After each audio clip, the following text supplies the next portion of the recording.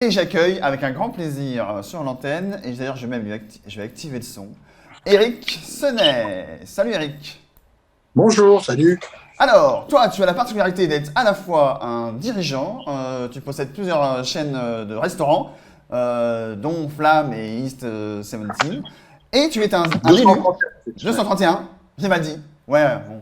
231 E Street. Voilà. Ouais. Ah, je me suis trompé, pardon. Et tu es un élu, notamment à Strasbourg. Et tu adores l'Alsace, Ouais. tu adores ta ville, ça se voit dans tous les postes, etc. Et là, on sait que vous êtes malheureusement la région la plus, une des régions la plus touchées de France. Et toi, tu t'es dit, ok, il y a la maladie, mais il y a aussi l'économie. Et quelque part, l'économie, c'est lié aussi aux familles et aux enfants. Est-ce que tu peux nous dire l'idée un petit peu originale que tu as eue et que tu proposes, et où est-ce que tu en es? C'est pour inspirer, bien entendu, hein. Bien sûr.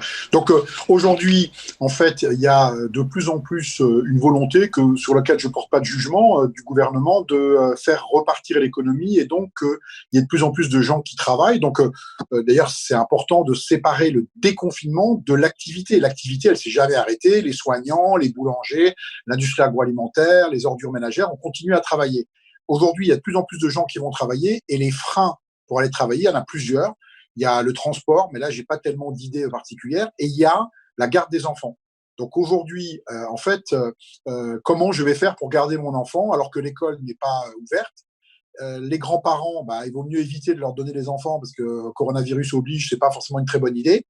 Et donc l'idée, en fait, consiste à rapprocher ça de mon métier de restaurateur, dans lequel je constate qu'aujourd'hui, on n'a pas encore de date dans lequel on peut ouvrir nos restaurants. Donc on a des restaurants qui sont vides et qui pourraient servir à accueillir des enfants de gens qui travaillent. Donc l'idée, c'est que les restaurateurs mettent à disposition de la collectivité. Il ne s'agit pas, bien entendu, pour nous de s'occuper des enfants, de les garder, parce que ça demande des compétences que nous n'avons pas, mais c'est de proposer à la collectivité ces endroits, charge à elle d'avoir donc des lieux décentralisés, par opposition aux écoles ou aux centres socioculturels dans lesquels il y a beaucoup de monde. L'idée, c'est de mettre 10, 15 enfants par restaurant, avec effectivement des personnels professionnels pour s'en occuper, bien entendu. Donc l'idée, c'est que tu te dis que, et je viens de le comprendre, donc j'ai eu un bon feeling, c'est que, et oui, les lieux d'habitude sont prévus pour accueillir une classe de 30, et il n'y a pas non plus des tonnes d'autres lieux, à part la cantine ou la cour, mais s'il pleut, c'est de galère. Donc tu proposes d'avoir plus de surface pour étaler les enfants, et que personne ne prenne de risques, mais qu'il y ait quand même un mode de garde Ouais, ce qualitatif, qui on va dire. change, c'est avant, on aurait ouvert un zénith et on aurait mis tous les enfants dedans, on aurait mis des activités. Aujourd'hui, le but du jeu, déjà à l'école, ça va être compliqué parce qu'ils vont être concentrés, d'où les travaux qui ont lieu en disant on va plutôt mettre des demi-classes ou des tiers de classe. Et j'ajoute que ça, c'est à partir du 11 mai. Au jour d'aujourd'hui, quelqu'un qui travaille, s'il n'a pas de solution de garde, il est bien embêté. Et donc aujourd'hui, il y a quand même 1 700 000 personnes qui sont en congé maladie liées à la garde d'enfants. Hein. Donc, ce pas des gens qui sont malades, mais c'est des gens qui sont en maladie pour garder leurs enfants. Et en gros, si on prend le coût moyen d'un salarié, c'est 3 000 euros par mois. Donc, ça veut dire que cette garde, entre guillemets, coûte à tout le monde, hein, puisque c'est quand même nous qui les payons, 5 milliards d'euros par mois. J'ai dû refaire 2 fois le calcul parce que je me suis dit que je m'étais trompé.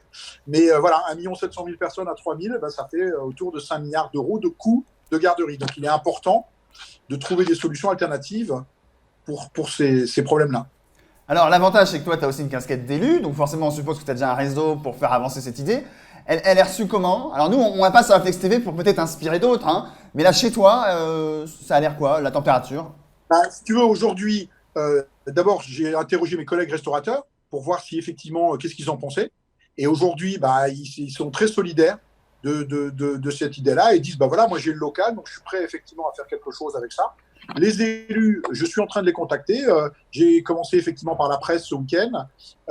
Et là, j'ai une réunion tout à l'heure là, avec l'Eurométropole de Strasbourg et la mairie pour leur proposer cette idée et voir comment ils vont réagir.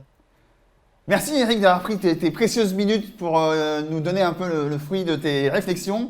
Toujours pragmatique, voilà, la double casquette quelque part dirigeant, élu.